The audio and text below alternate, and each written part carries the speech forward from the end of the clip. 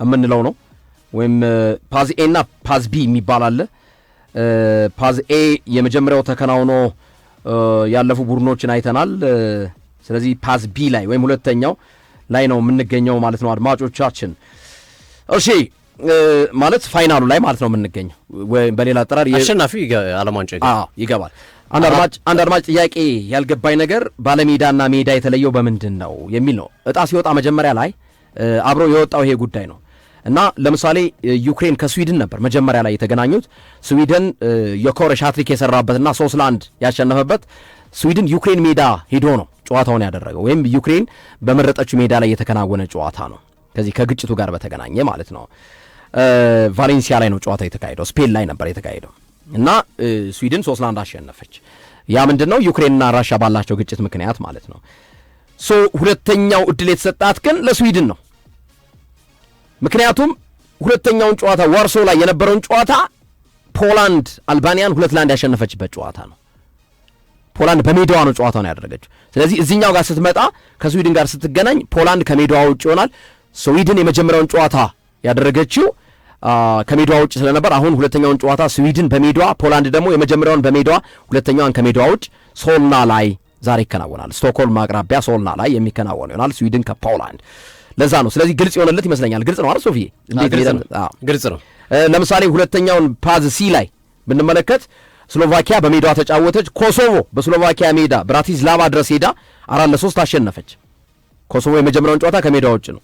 ስለዚህ ኮሶቮ አሁን በሜዳዋ ነው የምታደርገው ጨዋታዋን። ፕሪስቲና ላይ ነው ጨዋታዋን የምታደርገው ከቱርክ ጋር ማለት ነው። ቱርክ ደግሞ የመጀመሪያውን ጨዋታ ከሮማኒያ ጋር 1-0 ባሸነፈችበት ጨዋታ ኢስታንቡል ላይ የተካሄደ ጨዋታ ነው። ስለዚህ አሁን ደግሞ ሁለተኛውን ከሜዳዋ ውጭ ይሆናል። ፌር የሆነ አንዱን በሜዳ አንዱን ከሜዳ ውጭ እንዲሆን በማድረግ ማለት ነው።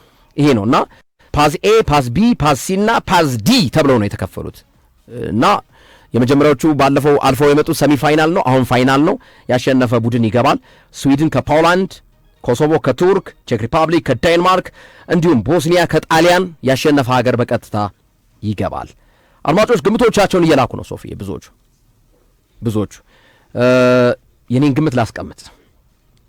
ዓለም ዋንጫ ዛሬ የሚገቡ ሀገራቶች ጣሊያን፣ ስዊድን፣ ኮሶቮ ከቱርክ ለኮሶቮ ድል እሰጣለሁ። በጣም ተቸግራ ይቻታለሁ። ቱርክ ከሮማኒያ ጋር 1-0 ያሸነፈችበት ጨዋታ አሁን ደግሞ በኮሶቮ ሜዳ ነው። ኮሶቮ ደግሞ ስሎቫኪያን ታላቋን ሀገር 4-3 አሸንፋን የመጣችሁ በስሎቫኪያ ሜዳ። ስለዚህ ለኮሶቮ ድል እሰጣለሁ። ስዊድንና ጣሊያንን ሰጥቻለሁ። የመጨረሻውን የምሰጠው ለዴንማርክ ነው። ዴንማርክ ከሜዳ ውጭ ነው፣ በቼክ ሪፐብሊክ ሜዳ ነው። ዴንማርክ፣ ኮሶቮ፣ ስዊድንና ጣሊያን ዓለም ዋንጫ የሚገቡ አራቱ ይመስሉኛል በእኔ ግምት። ወደ ጨዋታዎቹ ዝርዝር ነው። ትልቁን ጨዋታ እንመልከት ግርምዬ። በቅድሚያ ስዊድን ከፖላንድ ጋር የሚያደርጉት ጨዋታ ሊቫንዶስኪ ቨርሰስ የኮሬሽ እየተባለ የሚገኝ ጨዋታ ነው። ሁለቱም ቡድኖች ላይ በአውሮፓ መድረክ በተለይ በምናውቀው በምንወደው እንግሊዝ ፕሪሚየር ሊግ ላይ የጎሉ ምርጥ ተጫዋቾች ያሉበት ሀገራቶች ናቸው። ስለዚህ የትኛው ይቀራል የሚለው ይጠበቃል። አሁን ስዊድን በዛኛው በኩል ወይም በምድብ ጨዋታ በኩል ተጫውታ ነበረ። ሁለተኛ ዕድል ነው ያገኘችው። በነገራችን ላይ የበኔሽንስ ሊግ ያላት ውጤት ነው በዚህ ውድድር ላይ እንድትሳተፍ እያደረጋት የሚገኙ። እግዚአብሔር ይስጥ ሶፊ። አንድ አድማጭ ጥያቄ ጠይቆ ነበር። ስዊድን በምድቧ ውራ ሁና ጨርሳ ውራ ግርምዬ እንዴት እዚህ ደረጃ ደረሰች የሚል ጥያቄ መጥቶ ነበርና በዚሁ ስለመለስክልኝ በጣም አመሰግናለሁ። እኔም ይሄን ሐሳብ ለመመለስ ውራ ሁና ተጠናቃ አሰልጣኙንም አሰናብታ ነው ግራም ፖተርን የቀጠረችው እንደምታስተውሱ። በኔሽንስ ሊግ ያላት ውጤት ግን አሪፍ ስለሆነ በኔሽንስ ሊግ ያሉ ቡድኖችና በምድብ በኩል ውጤት ያልቀናቸው ሁለተኛ ዕድል አገኙ። በዚህኛው ከነዚህ ዕድል ያገኙ ቡድኖች መካከል ስዊድን አንዷ ናት። በጣም ብዙዎችን ያስገረመ ነበር። አሌክዛንድር አይዛክ፣ ኩልሲቪስኪ፣ ቤርጋቨል፣ የኮሬሽ፣ አንቶኒ ላንጋ የመሳሰሉ ተጫዋቾችን የያዘው ባለምርጥ ትውልዱ ስዊድን እንዴት ከዓለም ዋንጫ ይቀራል በሚል ብዙዎች ቁጭት ውስጥ የነበሩበት ድረስ እንደነበረ ይታወሳል። ነገር ግን የኔሽንስ ሊግ ላይ ያሉ ቡድኖች ደግሞ ጥሩ ነጥብ ያላቸውና ጥሩ ውጤት ያላቸው ግን በዓለም ዋንጫ ያልገቡ ቡድኖች ሁለተኛ እድል በማግኘታቸው ይህን እድል ተመቻችቶላቸዋል ማለት ነው። አሁን ስዊድን ወይስ ፖላንድ ይህንን እድል አሳምረው ይጠቀሙበታል የሚለውን አብረን እንመለከታለን። በፖላንድ በኩል በነገራችን ላይ ግብ ጠባቂው ግራባራ ነው። ተከላካይ ላይ የቀድሞ የአርሰናል ተጫዋች አሁን በፖርት በውሰት የሚገኝ ተጫዋች ነው። ኦልሞስት ውሰቱን ወደ ቋሚነት ፖርቶች ያደርጉታል ተብሎ ይጠበቃል። ጃኮቭ ኪቪዮር አለ። ሁለት የአርሰናል ተጫዋች እርስ በርስ የሚገናኙበት ነው። ኪቪዮር አርሰናል ንብረት ነው በአሁኑ ሰዓት በፖርቶ ቢጫወቱም በውሰት። ጃኮቭ ኪቪዮር አለ። ቤድናር ካለ በሳውዛምፕተን የሚጫወት ተጫዋች። ማቲካሽ የተጫዋች ደግሞ ባስቶን ቪላ። ዘለንስኪ በኢንተር ሚላን፣ ሊቫንዶስኪ በባርሰሎና የሚጫወቱ ምርጥ ኮከብ ተጫዋቾች አሏቸው። በተመሳሳይ በስዊድን በኩል በጉዳት ምክንያት የሌሉትን ኩልሲቪስኪና አሌክዛንደር አይዛክን እንተዋቸውና ሌንድሮፍ አስቶን ቪላ፣ ያሲን አያሪ ብራይተን፣ አያሪ ስዊድናዊ ነው በነገራችን ላይ፣ የኮሬሽ አርሰናል፣ ኢላንጋ ኒውካስል፣ እነዚህ ተጫዋቾች ያሉበት ነው እና ሁለቱም በአውሮፓ ስታንዳርድ ላቅ ያለ ብቃት ያላቸው ጥራት ያላቸው ተጫዋቾች ያሉበት። ለዛ ነው ጨዋታው የሚጠበቀው። ዋነኛው ጨዋታው የሚጠበቀው በሜዳ ላይ ነው። ከዚህ ጨዋታ ውጭ ያሉት ግጥሚያዎች በሜዳ ላይ ያሉት ሳይሆን ከሜዳ ውጭ ያሉት ነገሮች ናቸው በብዛት የሚጠበቁት። ይሄኛው ግን በሜዳ ላይ የሚደረገው ትንቅንቅ፣ የተጫዋቾች የጥራት ደረጃ፣ የአቅም ደረጃ፣ የማድረግ አቅም እና መሰል ነገሮችን አይተ ውብ ጨዋታ የምንመለከትበት ከሳጥን ሳጥን የማጥቃት እንቅስቃሴ የሚታይበት ድንቅ ጨዋታ እንደሚሆን ይጠበቃል። የኮረሽ ሃትሪክ ሰርቶ ነው የመጣው ባለፈው ጨዋታ ላይ። ያንን ማስቀጠል ይችላሉ እና አይዛክ በሌሉበት ቡድኑን ተሸክመው ወደ ዓለም ዋንጫ በማድራስ ውለታ ይሰራሉ። ለነ አይዛክ፣ ለነ ኩልሲቪስኪ፣ ለነ ቤርጋበን ለመሳሰሉት ተጫዋቾች በጉዳት ምክንያት ለሌሉት ተጫዋቾች ይህንን ታሪክ መስራት ይችላሉ። አብረን እናያለን። ግራም ፖተር ናቸው አሰልጣኙ የስዊድን በነገራችን ላይ የቀድሞው የብራይተን የቼልሲ አሰልጣኝ ነበሩት። ግራም ፖተር ዛሬ ይህንን ጨዋታ ካሸነፉ የረጅም ዓመት ኮንትራት ይሰጣቸዋል። የዚህ የ2026 የዓለም ዋንጫ ብቻ ሳይሆን እስከ 2030 የዓለም ዋንጫ ድረስ ኮንትራታቸው የሚጸድቅበት። በእርግጥ ረጅም ኮንትራት እንደተሰጧቸው ይነገራል ስዊድኖች ለግራም ፖተር፣ ግን ማረጋገጫውን የሚይዙበት ወይም ማህተም የሚመቱበት ነው ውላቸው ላይ የዛሬው ጨዋታ። ግራም ፖተር እንደሚታወቀው ብራይተን በጣም ትልቅ ስራ ሰሩ። ቼልሲ ሄዱ፣ አልተሳካላቸውም። ዌስትሃም መጡ፣ ጣጣ ውስጥ ከተውት ነው ዌስትሃምን አሁን ደግሞ ወደ ስዊድን የሄዱት እና በቃ የባሰ ነገር ለማምጣት ነው እንጂ ምንም ትርጉም የሌለው የአሰልጣኝነት ሹመት ነው በሚል ያስተቸ ነበር። ግን ተስፋ ሰጪ ነው። በቅድመ በማጣሪያዎች ጨዋታዎች ላይ እያደረጉት ያሉ እንቅስቃሴ ዛሬ ያንን ብቃታቸው መድገብ ከቻሉ በሜዳቸውና በደጋፊያቸው ፊት እንደ መጫወታቸው መጠን ያንን ማሳካት ከቻሉ ስዊድን እንግዲህ ወደ ዓለም ዋንጫው የምትገባበት እድል ይኖራል። 2018 ላይ በተመሳሳይ ስዊድን ፖላንድን በፕሌይኦፍ አሸንፋ ነበረ ዓለም ዋንጫውን የገባቸው እና ተመሳሳይ ታሪክ ይደገማል የሚለው በጉት ይጠበቃል። ፖላንድ ግን በስዊድን ምድር ጥሩ ታሪክ አላት፣ ጥሩ ድል የማስመዝገብ ታሪክ አላት። የትኛው ይሳካል የሚለው እንግዲህ በጉጉት የሚጠበቅ ጉዳይ ሆኖ እንመለከተዋለን። ለዓለም እግር ኳስ ተመልካች ሊቫንዶስኪን ማጣት የኮርሽን ማጣት በዓለም ዋንጫ ላይ ከባድ ነው። ሁለቱንም ማየት ይፈልጋል። በእርግጥ ሊቫንዶስኪ አሁን ላይ እድሜው እየገፋ ነው የሚገኘው፣ ግን ቢሆንም ስቲል በትልቁ ባርሰሎና ይጫወት የሚገኝ ተጫዋች ነው ሊቫንዶስኪ። ዲዘርቭ ዓለም ዋንጫ መሳተፍ ዲዘርቭ የሚያደርግ ነው። ለረጅም ዓመታቱ የፖላንድ ብሔራዊ ቡድን በጫንቃው ተሸክሞ የኖረ ተጫዋች ነው። ስዊድን ደግሞ ምርጥ ተጫዋቾቻቸው በሌሉበት በየኮረሽ ኃላፊነት ቡድኑን ይዘው ይሄዳሉ የሚለው ጉዳይ እንዲጠበቅ ያደረገ በጣም አሪፍ የምሽት ጨዋታ ይሆናል ተብሎ ይጠበቃል። ቼክ ከዴንማርክም ተቀራራቢ ነው። እንደዚህኛው ጨዋታ ጥሩ ፉክክር የሚደረግበት ጨዋታ ነው። ቼክ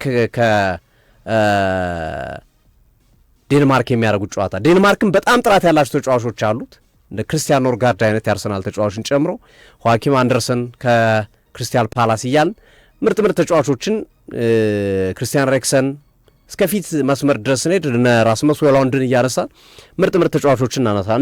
በቼክም በኩል ስትሄድ ቼኪያም ላይም ተመሳሳይ ነገሮች አሉ። እነ ቶማስ ሱቼክ እነ ቶማስ ሱቼክ እነ ክሬቺ የወልቭዝ ልጅ ልክ ነህ። በጣም በርካታ ትልልቅ ተጫዋቾች አላቸው። ይሄኛውም ልክ እንደ ስዊድንና ፖላንድ ጨዋታ ሁሉ ይሄኛውም ጨዋታ ለእኔ የቼኪያና የዴንማርክ ጨዋታም ላይክ እግር ኳሳዊ ባህሪ ያለው እግር ኳሳዊ ባህሪ የተላበሰ ፍልሚያ እንደሚሆንና ለተመልካች አዝናኝ እንደሚሆን ይጠብቃሉ። ቀሪዎቹ ሁለት ጨዋታዎች ግን ከእግር ኳስነት ጨዋታውነት ይልቅ ወደ ጦርነት የሚቀርቡ ይመስላሉ። ኮሶቮ ከቱርኪያ ነው የምትለው ቱርኪ እኛ በማቆልጥ ነው ከቱርክ ጋር ኮሶቮ ከቱርክ፣ ቦስኒያና ሄርዞጎቪና ከጣሊያን ጋር የሚያደርጉት ጨዋታ ግን ከእግር ኳስ ጨዋታ ይልቅ ወደ ጦርነት ቀረብ ይላል። ሁለቱ ሀገራቶች አቆላምጡኝ ብለዋል። ቱርክዬ በሉኝ ብላለች። ቼክ ሪፐብሊክ ቼኪያ በሉኝ ብላለች እና ሁለቱ አቆላምጡኝ ብሏል። አቆላምጠን ነው የምንጠራት። ቱርኪዬ ቦስኒያና ሄርዜጎቪና በነገራችን ላይ የኤዲን ዚኮ ሀገር ናት። ኤዲን ዚኮ ነው የሚጫወተው በዛሬ ምሽት ጨዋታ ላይ ኤዲን ዚኮ አለ። ቦስኒያ ብዙዎች ምናልባት ዚኮ የለም ብሎ ሊያስቡ ይችላሉ። ከጫማ የሰቀለ ሊመስላቸው ይችላል። ከሲቲ ከዛ ወደ ሮማ ምናምን ሄዶ አሁን ሻልክ 0-4 ነው ያለው በጀርመን ቡንደስሊጋ። እንደዚህ አይነት ተጫዋቾች አሏቸው። ሌሎቹን ግን ያን ያህል በስም ከፍሎ የሚጠሩ ባይሆንም ግን በነ ቦሩሲያ ሞንቸግላባ በነ ሆል ሲቲ እና በመሳሰሉት በርከት ባሉ ክለቦች የሚጫወቱ በአውሮፓ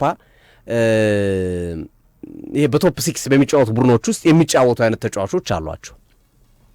ጣሊያን ደግሞ የከዋክብቶች ስብስብ ነው። እነ ሳንድሮ ቶናሊ፣ እነ ካላፊዮሪ፣ እነ ባስቶኒ ምን እንዳለ በቃ ከጫፍ እስከ ጫፍ ከግብ ጠባቂያቸው ጀምሮ እስከ ፊት መስመር አጥቂዎቻቸው ድረስ የጋቱሶ ስብስብ ከባድ ነው በተጫዋቾች ጥራት ደረጃ። ቦስኒያዎች የሚመጡት ያለ የሌላ አቅማቸውን ወይም ከእግር ኳስ ውጭ በሆነ መነሳሻ ነው የሚመጡት። ደጋፊዎቹ በተለየ ስሜት ነው የሚመጡት። በነገራችን ላይ ቅድም እንዳልኩት መግቢያ ላይ 9,000 ደጋፊ ነው የተፈቀደው። 9,000 ደጋፊ የተፈቀደበት ጨዋታ ነው ይህ ጨዋታ። 16,000 ይይዛል ስቴዲየሙ፣ ግን በግማሽ ቀነሱባቸው። ከዚህ በፊት ጥፋት አጥፍታቸዋል፣ አሁንም ሌላ ችግር እንዳይፈጠር በሚልና ዘለው ስቴዲየም ደጋፊዎች እንዳይገቡ በሚል ፍራቻ ማለት ነው። ስለዚህ የጨዋታ በጣም ከባድ ትንቅንቅ ግድያ የመሆን እድል ያለው ጨዋታ ነው። ከእግር ኳሱም ውጭ ማለት ጠረባ ይኖረዋል፣ ፋውሎች ይኖሩታል፣ አደገኛ ጨዋታዎች ይኖሩታል፣ ቀይ ካርዶች ሊኖሩት ይችላሉ። እንዲህ አይነት ነገር ሲገጥም የጣሊያን አሰልጣኝ ደግሞ ማን ነው ግርሜ? ጋቱሶ ነው። ስለዚህ በሰዓቱ ላይ ቤንዚን መጨመር ማለት ነው። ጋቱሶን ደግሞ አስበው ምን አይነት አጫዋት እንደሚጠቀም። ስለዚህ አሁን አርሰናሎች ካላፊዮሪ እንዲያልፍላቸው ብቻ ሳይሆን ወደ ዓለም ዋንጫው ካላፊዮሪም እንዳይጎዳባቸው ያስባሉ። ምክንያቱም ከባድ ጉልበት አለው፣ ኃይል አለው፣ ይኖረዋል፣ ፍጥጫ ፍልሚያ ይኖረዋል፣ ከባባር ፍልሚያዎች ይኖሩታል። ስለዚህ ከባድ ፍልሚያ የመሆን እድሉ ሰፊ ነው። ኮሶቮ ከቱርኪም ተመሳሳይ ጨዋታ ነው። ኮሶቮ የነውጠኞች ሀገር ነው። ሰርቢያ፣ ኮሶቮ በጣም አስፈሪ ናቸው ደጋፊዎቹ። እኔ ወደ ኮሶቮ የሄደ የቱርክ ደጋፊ ካለ እና ቱርክ ወደ ዓለም ዋንጫ የምታልፍ ከሆነ ያው ሀፍ ነው፣ አደጋ ሊኖር ይችላል። በጣም ከባድ አደጋ ይኖራል። ተጫዋቾቹ ኦኬ በፖሊስም በምንም ታስወጣል። ደጋፊ ላይ ግን በጣም አደጋ ሊመጣ ይችላል። ሁለቱም ላይ በቦስኒያም በኮሶቮ ምድር እንደዚህ አይነት ነገሮች ሊኖሩ ይችላሉና እነዚህኞቹ ቅድም የጠቀስኳቸው ሁለት ጨዋታዎች እግር ኳሳዊ ፍልሚያዎች ናቸው። ከእግር ኳሳዊ ፍልሚያዎች አንጻር ከፍልሚያዎች ከእንቅስቃሴዎች አንጻር የምንጠብቃቸው ነው። ሁለተኞቹን ሌሎች ሁለቱ ጨዋታዎች የኮሶቮና የቱርክና ቦስኒያ ከጣሊያን የሚያደርጉት ጨዋታ ግን ለእኔ ከእግር ኳስነት ይልቅ ወደ ጦርነት የቀረበ ነው። ለዛ እኮ ነው ቅድም አሁን እኔ ከኮሶቮና ከቱርክ አሁን የመረጥኩት ኮሶቮን ነው። ባህሪያቸውን ስለማውቀው ነው። ሜዳ ላይ ያላቸውን ነውጠኝነት ደጋፊው የሚያሳየውን ድራማ ያለ ይመስለኛል። ምንም ጥያቄ ያልተጠበቀ ቡድን ያለ ቱርክም ግብ ጠባቂው አሁን አልታር ባይንዲር ነው፣ የማንቸስተር ዩናይትድ ግብ ጠባቂ ነው። ካዲዮግሉ አለ ብራይተንና ሆቭ አልቢዮን፣ አርዳ ጉለር አለ ሪያል ማድሪድ በቱርክ ብሔራዊ ቡድን ስብስብ ውስጥ ማለት ነው። ግን ኮሶቮ አሁን በእንግሊዝ ምድር ላይ ኮሶቮዊ ተጫዋች ስም ላታነሳ ትችል ይሆናል። ግን በሳሱሎ በስዊዘርላንድ ቡድኖች በተለያዩ ቡድኖች የምታያቸው ግን አሉ። ስታንዳርዳቸው ዝቅ ያላለ ዝቅ ያለ ስታንዳርድ ያላቸው ተጫዋቾች በጣምም ከፍ ያሉ አይደሉም። እንደ ቱርኮችም ከፍ ያሉ አይደሉም። አሁን ቱርክ ላይ አርዳ ጉለርን ስታነሳ ትልቁ ክለብ ሪያል ማድሪድ ላይ ነው የሚጫወቱ። እዚህ እነሱም ጋር ጁቬንቱስ የሚጫወት ኤዶን ዜግሮቫ የሚባል ተጫዋች አላቸው ኮሶቮ ውስጥ ማለት ነው። ግን ስታነጻጽረው በንጽጽር የቱርክ በጣም ክላስ ፕላስ የሆኑ ተጫዋቾች ናቸው። ጨዋታ ላይ ግን ኮሶቮዎች እንዲህ ስሎቫኪያን ዘረው ነው የመጡት። ኮሶቮ ስሎቫኪያ ከባሮች ናቸው። ስሎቫኪያዎች ዓለም ዋንጫ አውሮፓ ዋንጫ በቅርብ ጊዜያት የተመለከትነው ብሔራዊ ቡድን ነው። እሱን ዘረው ነው የመጡት። 4-3 በሆነ ውጤት ነው ያሸነፉት ማለት ነው። ብራቲስላቫ ድረስ ሄደው ማለት ነው። በራሳቸው ሜዳ ቱርክ ላይ ሊፈጠር የሚችለውን ደግሞ ከዚህ አንጻር ከዚህ ጨዋታ አንጻር መገመት ነው። ስለዚህ አድማጮቻችን ዛሬ ምሽት አለን 3:45 ላይ ከ3 ሰዓት ጀምሮ ጠብቁን። ምርጥ ጨዋታ የትኞቹ ቡድኖች ያልፋሉ? ትንቅንቅ ነው ዛሬ። ቁጭ ብለን ነው የምናመሸው። ምርጥ ጨዋታዎች ናቸው በነገራችን ላይ